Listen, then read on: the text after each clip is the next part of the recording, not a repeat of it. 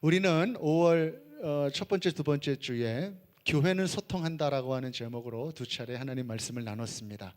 진정한 복음의 사람은 소통하는 사람들이다. 그 말씀을 우리 사도행전 15장 말씀을 나누면서 함께 나누었죠. 그렇습니다.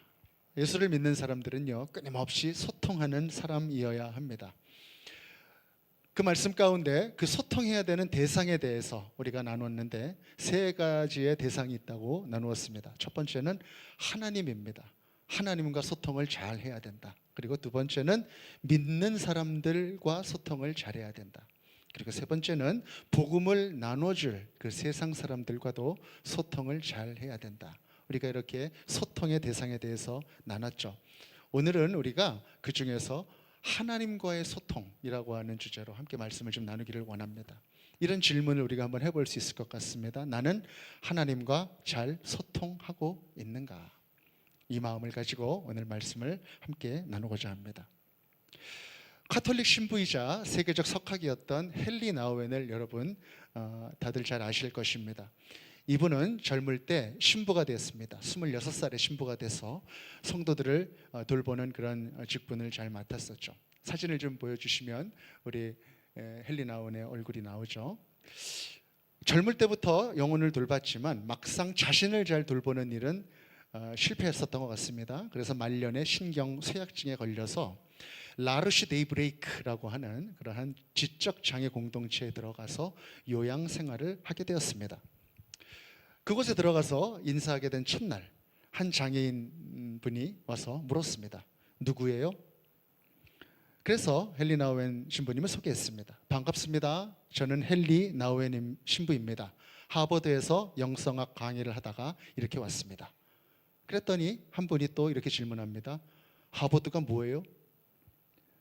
지금까지 헨리 나우엔에게 하버드에 대해서 물어본 사람은 없었는데 이렇게 물어봤습니다. 그래서 대답을 했습니다. 세계 수많은 지성들이 공부하는 학교입니다. 그렇게 얘기했습니다. 그랬더니 그 장애인이 다시 묻습니다. 공부? 공부는 왜 해요? 이렇게 물어봤습니다. 헨리 신부는 난감해졌습니다. 이거 어떻게 대답을 해야 되나? 그리고 내가 대답을 한들 이 대답이 이분들에게 무슨 의미가 있을까? 그런 생각에 좀 멍해졌습니다. 그날 헨리 나우엔 신부는 이렇게 일기를 썼습니다. 난 이들에게 내가 얼마나 대단한 사람인지 설명하는 게 매우 어렵다는 걸 알게 됐다. 내 친구 중에는 큰 정치인들이 많고 저명한 리더들이 내게 자문을 구한다는 그 사실을 설명하기가 어렵다. 그런데 어쩌면 나의 오랜 정신적 방황이 이곳에서 끝날지도 모르겠다. 왜냐하면 이들은 신이 인간을 대하는 방식과 매우 비슷하게 나를 대하고 있기 때문이다. 그렇게 일기에 썼습니다.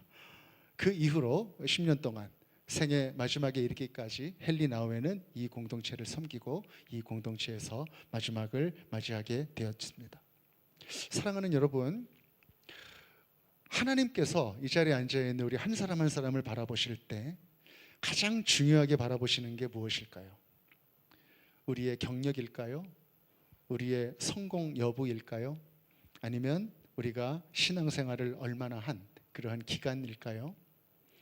하나님께서는 말씀하셨습니다. 사무엘상 16장 7절 하반절에서 내가 보는 것은 사람과 같지 아니하니 사람은 외모를 보거니와 나 여호와는 중심을 보느니라 하시더라. 아멘. 하나님은 우리의 중심을 보신다. 그렇게 말씀하셨습니다. 사랑하는 여러분, 하나님과의 소통은 우리가 세상도 인정하는 그런 훌륭한 사람이 되는 데서부터 시작하지 않습니다. 하나님과의 소통은 하나님 앞에 나의 중심이 하나님을 향하여 있는가, 그리고 그 하나님을 내가 경외하는가, 바로 거기에서부터 하나님과의 소통이 시작됩니다. 세상이 중요하게 생각하는 치장들을 버리고 오직 중심을 바라보시는 하나님을 경외하며 나아갈 때 우리는 하나님과 잘 소통하는 사람이 될 수 있는 것입니다. 오늘 우리가 읽은 마가복음 본문은요, 예수님 곁에서 3년을 지냈지만 예수님과 잘 소통하지 못했었던 그러한 사람들의 이야기입니다. 예수님이 공생애를 시작하신 지 이제 3년 차가 되었습니다. 머지않아 십자가를 지셔야 했습니다. 그래서 예루살렘에 입성하셔야 되는데 바로 직전에, 그 일 직전에 있었던 일입니다. 다 같이 마가복음 10장 32절에서 34절까지 다시 한번 읽는데 어떤 대화가 오고 가는지 한번 집중하면서 다시 한번 한 목소리로 읽겠습니다. 시작. 예루살렘으로 올라가는 길에 예수께서 그들 앞에 서서 가시는데 그들이 놀라고 따르는 자들은 두려워하더라. 이에 다시 12 제자를 데리시고 자기가 당한 일을 말씀하여 이르시되, 보라, 우리가 예루살렘에 올라가노니 인자가 대제사장들과 서기관들에게 넘겨지며 그들이 죽이기로 결의하고 이방인들에게 넘겨주겠고 그들은 능욕하며 침뱉으며 채찍질하고 죽일 것이나 그는 3일 만에 살아나리라 하시니라. 아멘. 예수님께서는 십자가 고난이 다가오는 것을 아셨습니다. 그래서 이 이야기를 생사고락을 그동안 함께 해온 제자들에게 설명하고 계십니다. 죽으실 것을 말씀하십니다. 그리고 고난당하실 것을 말씀하십니다. 그리고 3일 만에 살아날 것을 또한 말씀하십니다. 얼마나 중요한 이야기입니까? 그때 그 제자들 중에서 특별히 엄마의 입김이 강했던 그 형제가 있었습니다. 여러분 잘 아시듯이 야고보와 요한입니다. 야고보의 아버지는 세베대였죠. 그 세베대의 아들 야고보와 요한, 그들이 이렇게 질문합니다. 마가복음 10장 35절 같이 읽겠습니다. 시작. 세베대의 아들 야고보와 요한이 주께 나와 여짜오되, 선생님이여, 무엇이든지 우리가 구하는 바를 우리에게 하여 주시기를 원하옵나이다. 아멘. 우리가 뭘 하든지 그대로 해 주십시오. 그렇게 예수님께 요청사항을 전달합니다. 그랬더니 예수님께서 되물으십니다. 그것이 무엇이냐? 그들이 다시 대답합니다. 마가복음 10장 37절 제가 읽겠습니다. 여짜오되, 주의 영광 중에서 우리를 하나는 주의 우편에 하나는 좌편에 앉게 하여 주옵소서. 이렇게 제자들이 대답했습니다. 지금 예수님과 이 야고보와 요한의 대화가 뭔가 이렇게 핀트가 상당히 안 맞고 있습니다. 예수님께서는 죽음을 얘기하시고 고난을 얘기하셨는데 지금 이 형제는 주님의 영광을 이야기하고 있습니다. 그리고 주님의 영광을 이야기하지만 결국 그들이 얘기하는 것은 주님의 영광 너머에 있는 자신이 맡을 한 자리, 그것을 이야기하고 있는 것이죠. 하나는 우편에 하나는 좌편에. 옛날에 우리나라 임금님 옆에 우의정, 좌의정 있듯이 그렇게 주님이 영광받는 자리에 섰을 때 우리는 그 옆에서 높은 자리 있게 해 주십시오라고 하는 요청을 하고 있는 것이죠. 그것도 당당하게 우리가 무엇을 원하든지 그것을 해 주십시오. 당당하게 이야기하고 있는 것입니다. 불통입니다. 불통. 소통이 되고 있지 않은 그 모습이죠. 우리들도 삶을 살다 보면 이렇게 불통의 경우들을 많이 경험합니다. 우리 일부 예배 때는 우리 드림 청소년부가 많이 예배를 드렸는데 그때 이 얘기를 했더니 좀 공감하는 표정을 짓더라고요. 아버지가 이제 해외 출장 갔다 길게 출장 갔다 돌아오신 거예요. 근데 아버지가 돌아올 때 아버지를 기다리는 게 아니라 손에 들고 오는 선물을 기다리는 심리. 그래서 아버지가 손에 아무것도 못 들고 오시면은 아버지 아빠다 그러다가 아버지가 손이 없으면 와 그러다가 이제 자기 길 볼일 가서 보는 그런 심리. 아버지의 관심이 있는 게 아니라 아버지가 가져다 주는 선물에 관심. 그것이 뭐 아이들 뿐입니까? 살다 보면은 우리 어른들도 마찬가지죠. 아이들이 힘들게 이제 공부하고 돌아오면은 아이들이 아유 힘들진 않았니? 뭐 선생님이 오늘 무슨 말 하셨니? 이렇게 아이들의 마음을 헤아려 주기보다 숙제했니? 학원 준비됐니? 뭐 이렇게 아이들, 내가 생각하는 아이들의 인생에 투영된 나의 마음을 그렇게 막 쏟아놓고 마는 그런 일들이 있죠. 바로 불통의 모습입니다. 그것이 우리 삶 가운데 늘 있는 모습이라는 것이죠. 이 두 제자들도 이렇게 불통의 사람이 지금 되고 있는 것입니다. 예수님께서는 지금 이 땅 가운데 메시아로 오셔서 이제 하나님의 그 크신 그 십자가 일들을 준비하고 계시는데 지금 자신의 관심사를 이야기하고 있는 것이죠. 왜 이렇게 불통의 관계가 되었을까요, 여러분? 이 제자들만큼 이 예수님을 잘 아는 사람들이 있었을까요? 3년 동안이나 바로 옆에서 같이 다녔던 사람들 아닙니까? 예수님의 말씀도 항상 들었고 예수님의 기적도 같이 경험했고 그랬던 사람들이 아닙니까? 그런데 어떻게 이렇게 예수님의 진리를 몰라도 너무나 몰라주는 이러한 불통의 사람이 되었을까요? 그것은 바로 예수님을 대변하고 있었던 그들의 마음속에 그들의 자아가 너무나 강했기 때문입니다. 자아가 너무 컸기 때문에 예수님의 말씀을 들을 수 없었던 것입니다. 야고보와 요한 이 두 사람의 아버지 세베대는요, 어부는 어부였는데 꽤 규모가 있는 그러한 사람이었습니다. 부유한 어부, 한마디로 부자였다는 뜻입니다. 배도 있었고 그 밑에 부리는 사람도 있었고, 그래서 그 어머니의 이름은 살로메라는 여인이었는데 갈릴리에서부터 예수님과 예수의 일행을 잘 섬기고 또 이렇게 도네이션도 좀 많이 했었던 것 같습니다. 대접을 하는 모습들이 성경에 기록이 되어 있죠. 그래서 그랬을까요? 예수님을 따라다니면서 투자도 많이 하고 또 예수님을 따라다니려다 보니까 또 포기한 것도 많아서 그랬는지 모르겠습니다만은 이 어머니와 두 아들은 지금 예수 그리스도의 고난과 십자가는 들리지가 않는 것입니다. 그 두 제자와 어머니의 마음은 지금 무엇을 향하고 있냐면 자신의 욕망을 향하고 있다는 것입니다. 욕망으로 가득 차 있는 그 마음은 하나님과 소통할 수 없습니다. 그 마음 가운데 하나님이 들어갈 자리가 없기 때문입니다.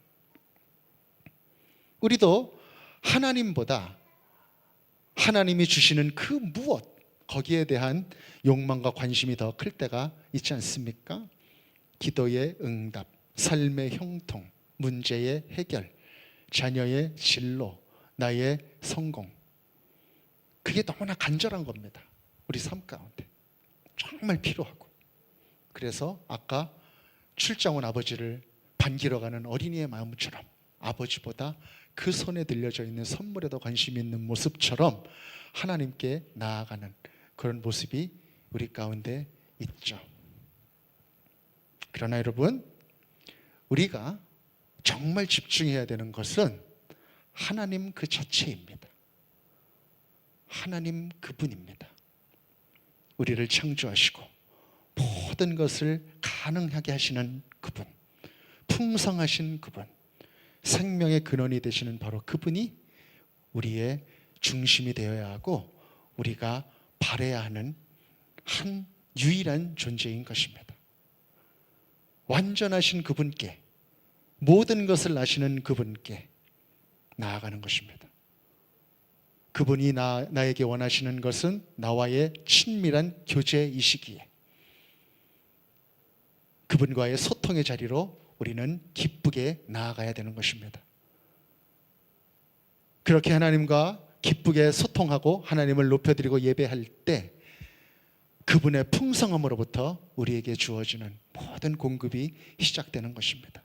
예수님께서 말씀하신 너희는 그 나라와 그의 의를 구하라, 그리하면 이 모든 것을 너희에게 더하시리라.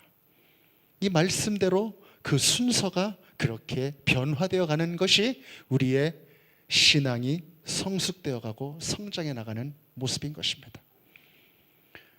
우리가 처음 예수님을 만날 때, 하나님을 만날 때는 우리의 삶의 니즈로부터 만날 수가 있습니다. 우리에게 병이 왔기 때문에, 우리의 사업이 망해서 정말 죽을 것 같았기 때문에 하나님께 그것을 붙들면서 우리의 신앙이, 하나님과의 만남이 시작될 수 있습니다. 그러나 더 하나님을 알면 알수록, 그분께 더 나아가면 나아갈수록 하나님의 풍성함을 경험하게 되고 하나님 그분만을 원하는 나의 마음으로 점점점 바뀌어가는 것, 그래서 이거 달라고 저거 달라고 떼쓰다가 철 들어가는 것, 아버지의 마음을 깨달아가는 것이 바로 우리의 신앙이 성숙되어져 가는 모습인 것입니다. 그 순서가 중요합니다. 그 순서. 그런데 오늘 야고보와 요한은 이 순서가 바뀌어져 있는 것입니다. 예수님한테 전혀 관심이 없고 그분의 고난과 죽음과 부활은 전혀 관심이 없고 내가 원하는 것에만 관심이 있는 그 모습이 있는 것이죠. 그래서 말하고 있는 것입니다. 우리가 구하는 바를 우리에게 하여 주시기를 원하옵나이다. 어쩌면 예수님을 사랑하는 것이 아니라 예수님을 이용하는 것이다. 그렇게 생각할 수 있는 것이죠. 이 두 사람만 그랬습니까? 그렇지 않습니다. 이 두 사람이 예수님께 가서 이것을 요청했었던 이 사실을 알게 된 다른 제자들도 나중에 같이 화를 냅니다. 저는 화를 내서 어떻게 그런 거를 예수님한테 얘기할 수 있느냐, 그래서 화내는 줄 알았어요. 그랬더니 말씀을 가만히 묵상하니까 왜 화를 냈냐면, 왜 니네들이 먼저 가서 그걸 구하냐, 나도 구하려고 그랬는데. 도끼인 객인이었던 것입니다. 나의 욕망으로 메시아를 투영한 삶이었죠. 그렇게 예수님과 소통할 수 없었기 때문에 이 제자들의 순서는 바뀌고 말았습니다. 우리가 예수님의 말씀을 잘 들으려면 내 생각을 멈추고 하나님의 마음에 집중하는 그러한 자세가 되어야 됩니다. 주님과 소통하는 첫 번째 태도는 무엇인가? 바로 듣고자 하는 태도입니다. 듣고자 하는 태도. 우리가 기도할 때도 마찬가지입니다. 우리가 하나님께 기도할 때도 우리는 뭔가 열심히 하나님께 구합니다. 청산 뉴스입니다. 이것을 달라, 저것을 달라, 저것을 이루어 달라 이야기합니다. 그러나 그것도 중요하지만 우리에게 듣는 기도도 못지않게 중요하다는 것입니다. 하나님께 구하고 여러 가지를 달라고 구한 그 이후에 하나님께서 응답을 준비하시고 우리에게 주실 메시지가 있는데 그것을 듣지 않고 바로 기도를 끝내버리는 그런 모습이 우리 가운데 있을 수 있다는 것이죠.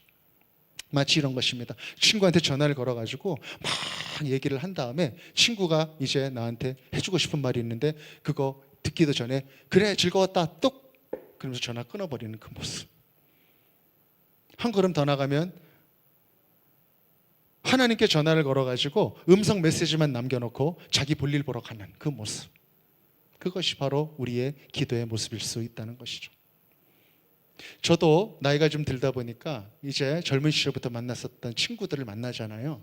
특별히 저는 저와 우리 사모는 대학교 이제 동기 동창입니다. 그래서 제 친구가 우리 집사람 친구고 또 집사람 여자친구가 제 클래스메이트고 뭐 이런 경우들이 많아요. 그래서 이렇게 만나서 이야기를 하는데 어느 순간부터 이것들이 자기 얘기만 하는 거예요. 자기 만나서 자기 얘기만 하기를 그렇게 좋아하고 듣는 이런 모습들은 없더라고요. 신나게 얘기하다가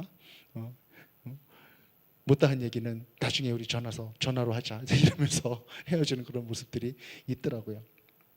우리의 기도의 모습이 이런 상황들이 있을 수 있다라고 하는 것입니다.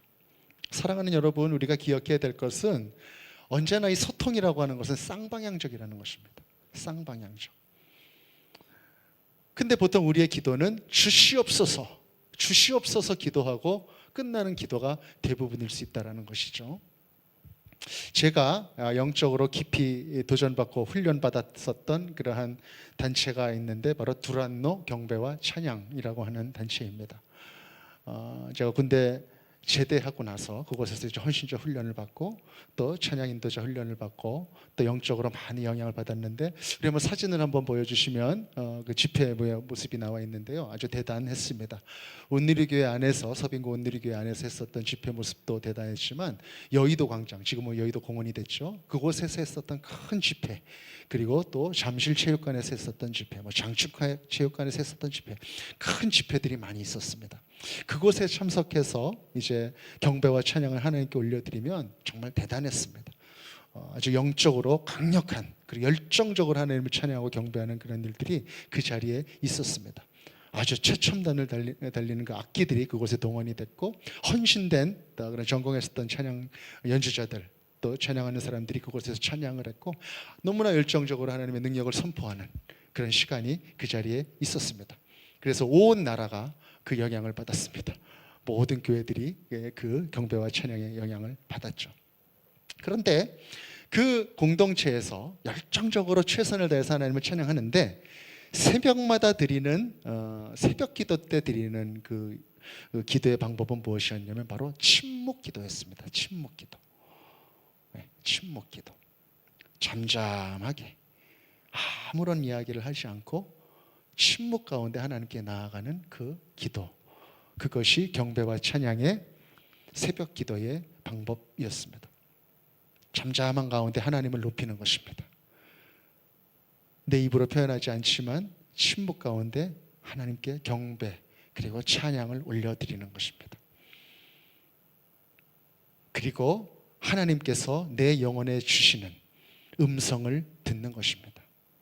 그리고 내게 필요한 하나님의 양식이 내게 채워지고 길어지는 것을 잠잠히 경험하는 것입니다. 그래서 경배와 찬양 집회 가서 이제 3박 4일로 이제 수련원장에 가가지고 집회를 하고 그럴 때 새벽 기도를 하잖아요. 그럼 침묵 기도를 하는데 침묵 기도로 이렇게 나아갈 때 여기저기서 울음이 막 터집니다. 하나님의 터치가 그 자리에 임하는 것입니다.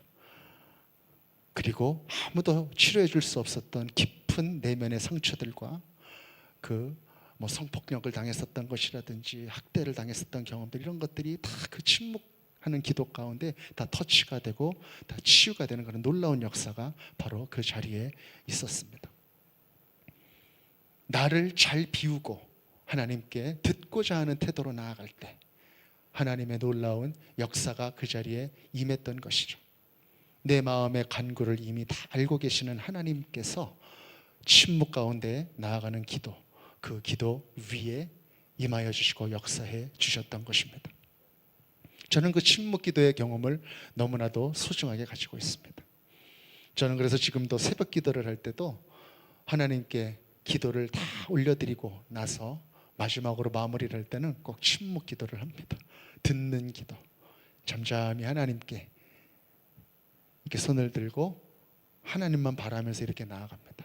그럼 어쩔 때는 하나님께서 위로해 주시기도 하시고 하나님께서 한 영혼의 생각도 나게 하셔서 또 위로의 메시지를 보내게 하시기도 하고 또 그 주에 전할 하나님의 말씀을 또 알려주시기도 하시고 또 설교에 대해서 또 이렇게 마음을 주시기도 하시고 그렇게 깊은 교제와 응답의 시간을 갖습니다.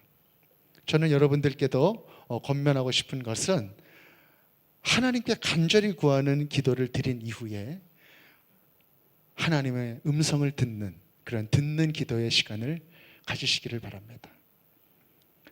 뭐 거창하게 뭐 침묵 기도 그렇게 생각 안 하셔도 됩니다. 기도 열심히 드린 다음에 잠잠히 하나님께 하나님 무엇을 제가 들어야 되겠습니까? 무엇을 저에게 들려주고 싶으십니까? 아버지의 마음은 무엇입니까? 그렇게 하나님을 바라며 나아가는 것입니다. 그 침묵이 부담스럽지 않을 것입니다. 그 침묵이 은혜의 자리로 인도해 주게 될 것입니다.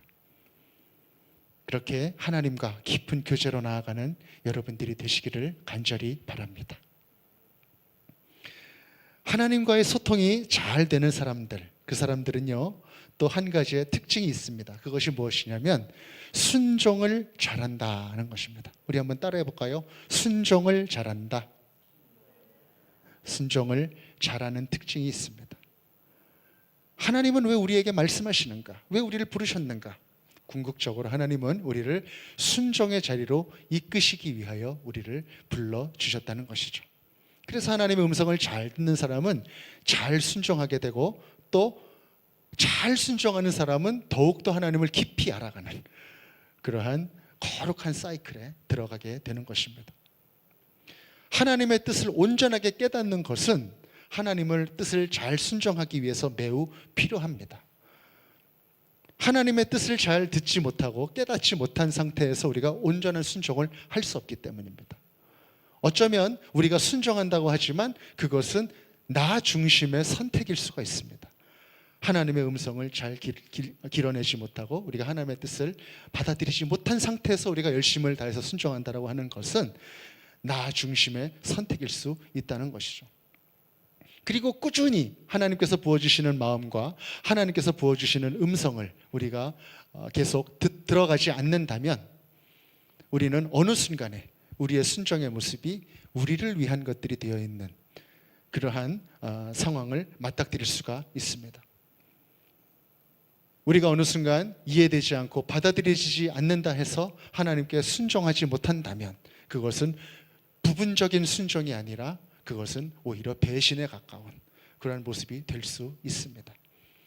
3년 동안 잘 따라다니다가 마지막 순간에 예수 그리스도를 팔았던 가롯 유다의 모습처럼 하나님의 뜻을 우리가 온전히 깨닫지 못한다면 우리는 그러한 사람이 될 수 있다는 것입니다. 그렇기 때문에 우리는 잘 들어야 됩니다. 그리고 잘 순종해야 되는 것입니다. 하나님과의 깊은 소통을 통해서 순종의 자리로 나아갔었던 사람들의 좋은 예가 있죠. 바로 두 선지자의 이야기입니다. 바로 하나는 사무엘입니다. 사무엘. 저는 드림 청소년부 위에서 기도할 때마다 이 사무엘 같은 사람들이 되게 해달라고 기도합니다. 특별히 어린 시절부터 하나님의 음성을 듣는 그런 사람들이 되게 하여 주옵소서. 바로 그 사무엘이 하나님의 음성을 듣는 말씀이 바로 사무엘상 3장 10절에서 11절까지 나와 있습니다. 우리 다 같이 한번 읽겠습니다. 시작. 여호와께서 임하여 서서 전과 같이 사무엘아 사무엘아 부르시는지라. 사무엘이 이르되 말씀하옵소서 주의 종이 듣겠나이다 하니 여호와께서 사무엘에게 이르시되 보라 내가 이스라엘 중에 한 일을 행하리니 그것을 듣는 자마다 두 귀가 울리리라. 아멘. 사무엘은 나이는 어렸지만 굉장히 영적으로 민감한 그런 아이였습니다. 그래서 당시의 제사장이었던 엘리 제사장도 듣지 못했었던 그 하나님의 음성을 하나님의 말씀이 희귀했던 그 시대에 그것을 들었었던 사람입니다. 그래서 하나님 앞에 하나님의 말씀 앞에 나아가는 것입니다. 말씀하옵소서 주의 종이 듣겠나이다. 그렇게 하나님의 음성을 들을 준비를 고백하며 나아갈 때 바로 사무엘에게 하나님의 말씀이 임했던 것입니다. 하나님의 말씀을 민감하게 잘 들었던 사무엘은 정말 전무후무했던 정말 하나님의 큰 역사를 담당하는 그런 소중한 하나님의 도구로 사용되게 되었던 것입니다. 마지막 사사요 첫 번째 선지자. 그래서 통일 왕국 시대를 이끌어갔었던 두 명의 왕에게 기름을 부었던 그 놀라운 역사가 사무엘에게 있어서 일어났던 것이죠. 사무엘상을 읽어보면 사무엘과 하나님과 대화했었던 그 대화의 퀄리티는 그 어떤 선지자와도 다릅니다. 하나님과 대화하는 사무엘의 내용 중에는요, 하나님이 오히려 사무엘을 위로해요. 그들이 너를 배반한 것이 아니라 나를 배반한 것이다. 그러니 어쩌겠니? 하라는 대로 해 주어라. 그 복잡한 영적인 혼란기 상황 속에서 하나님은 사무엘과 이 교제를 통해서 그 힘든 시기들을 제사장 나라를 만들어 나가는 그 일들을 하나님께서 신실하게 해 나가고 계시는 것입니다. 그것이 바로 하나님의 음성에 민감했었던 사무엘을 통해서 이루어가셨던 하나님의 나라의 모습인 것입니다. 그리고 또 한 명의 선지자가 있습니다. 바로 이사야입니다. 이사야 6장 8절에는 하나님께서 이사야를 불러주셔서 선지자로 세우실 때의 이야기가 나와 있죠. 우리 8절 한 목소리로 같이 한번 읽겠습니다. 시작. 내가 또 주의 목소리를 들으니 주께서 이르시되 내가 누구를 보내며 누가 우리를 위하여 갈고 하시니 그때에 내가 이르되 내가 여기 있나이다 나를 보내소서 하였더니. 아멘. 하나님의 말씀이 들릴 때 그 말씀 앞으로 지금 나아가는 영적인 태도를 우리는 볼 수 있는 것이죠. 그리고 그때 이사야는 이렇게 말합니다. 내가 여기 있습니다. 내가 준비가 되었습니다. 내가 들을 준비가 되어 있습니다. 그렇게 하나님께 고백하며 나아가는 것입니다. 하나님의 말씀이 들릴 때 하나님께 순종할 준비를 하면서 나아가는 그 선지자의 그 영적인 태도. 하나님께서는 그래서 이사야를 불러주셨고 이사야에게 너무나도 중요했었던 하나님의 일들을 맡기셨던 것입니다. 그래서 이사야서라고 하는 그 말씀을 통하여 제5복음서라고 하지 않습니까? 메시아에 대한 아주 그림을 그린 듯한 그러한 아주 명백한 명료한 그런 메시아의 모습을 모든 사람들에게 그렇게 하나님의 말씀을 대연하여 남겼던 그런 사람이 된 것입니다. 그리고 북이스라엘 멸망을 경험했지만 여전히 하나님의 말씀을 따르지 않았던 남유다 사람들에게 이사야는 하나님의 입술이 되어 경고의 메시지를 날리고 또 긴 시간을 거친 이 시대의 우리들에게까지 하나님의 말씀을 전하는 그런 선지자로 사역하는 그런 사람이 된 것입니다. 그래서 하나님의 말씀이 들릴 때 그 말씀 앞으로 지금 나아가는 영적인 태도를 우리는 볼 수 있는 것이죠. 그리고 또 한 명의 선지자가 있습니다. 바로 이사야입니다. 하나님의 말씀을 잘 믿으라고 하는 그 메시지를 전해주고 있는 것입니다. 그렇게 사무엘과 이사야는 하나님의 말씀을 듣고 순종함으로써 하나님의 귀한 도구로 사용을 받게 된 것입니다. 사랑하는 여러분, 저는 여러분들께 제 중심으로부터 권면하고 싶습니다. 하나님 말씀을 잘 듣는 여러분들 되시기를 간절히 바랍니다. 그리고 하나님의 말씀에 잘 순종하는 성도님들 되시기를 바랍니다. 기도할 때, 말씀을 읽을 때 하나님과 깊이 소통하는 여러분들이 되시기를 간절히 바랍니다. 그래서 여러분들의 인생을 통하여 하나님의 나라가 놀랍도록 확장되어져가는 놀라운 역사가 일어나기를 간절히 바라는 것입니다. 제가 두란노 경배와 찬양에서 한참 헌신자 훈련 받을 때 읽었었던 책 내용이 생각이 났습니다. 오늘 설교의 주제와도 부합하는 것 같아서 그 이야기를 좀 나누고 오늘 말씀을 맺고자 합니다. 저드슨 컨월이라고 하는 목사님이 계십니다. 그분이 쓴 책 중에 찬양이라고 하는 책이 있습니다. 참된 찬양과 경배에 관한 그런 책인데, 이 책 가운데 소개되고 있는 한 예화입니다. 한 초보 경비행기 조종사가 있었습니다. 그래서 비행기 조종법을 배우고 이제 첫 번째로 비행을 하는 그런 날이었는데, 비행 중에 이제 관제탑과 계속 교신을 하고 있었다고 합니다. 그런데 비행기에 조금 이상이 생겼었던 것 같아요. 그래서 어떻게 하면 될지 이제 관제탑과 교신을 하려고 이제 교신을 시도했습니다. 메이데이, 메이데이, 응답하라, 응답하라. 그런데 조종사는 계속 그렇게 얘기를 했는데 관제탑에서는 아무런 대답을 하지 않는 것입니다. 조용히. 그래서 다시 한번 메이데이, 메이데이, 응답하라, 응답하라. 아무리 크게 이야기를 해도 관제탑은 조용하게 아무런 대답도 하지 않았습니다. 그래서 이거 큰일 났구나 싶어서 겨우겨우 자기가 배웠었던 방법들을 다 동원해서 겨우겨우 착륙을 하고 나서 관제탑과 이제 이야기를 하던 중에 왜 관제탑이 이야기를 하지 않았는지 그 이유를 알게 됐습니다. 그 이유는 무엇이었냐면, 이 조종자가 무전기 송신 버튼을 계속 누르고 메이데이, 메이데이, 응답하라, 응답하라 하고 이것을 들으려면 이거를 놔야 되는데 이거를 놓지 않고 계속 붙들고 송신만 하고 있었던 것입니다. 그래서 송신하고 있었던 그때의 관제탑에서는 계속 대답을 하고 있었는데 그것을 들을 수 없었던 상황. 너무나도 다급했고 너무나도 필요했고 너무나도 잘 훈련받았다고 생각했는데 이거를 놓지 않았기 때문에 관제탑에서 하는 말을 들을 수 없었던 것입니다. 사랑하는 여러분, 우리도 우리의 삶 속에 기도의 송신 버튼을 과감하게 놓을 줄 알아야 합니다. 그래서 하나님의 음성이 기도의 수화기를 통해서 우리에게 들릴 수 있게 해야 됩니다. 우리 안에 욕망의 소리가 너무나 클 때 하나님의 음성을 들을 수가 없기 때문에 그렇습니다. 야고보와 요한은 처음에 우편과 좌편을 요구했습니다. 그러나 성령을 받은 후에는 자리를 요구하지 않았습니다. 그리고 하나님의 뜻에 따라 살았습니다. 헌신하고 순교하는 자리에까지 나아가게 되었습니다. 하나님과 진정으로 소통하는 사람은 자신의 자리를 찾는 사람이 아니라 하나님의 뜻을 찾는 사람인 것입니다.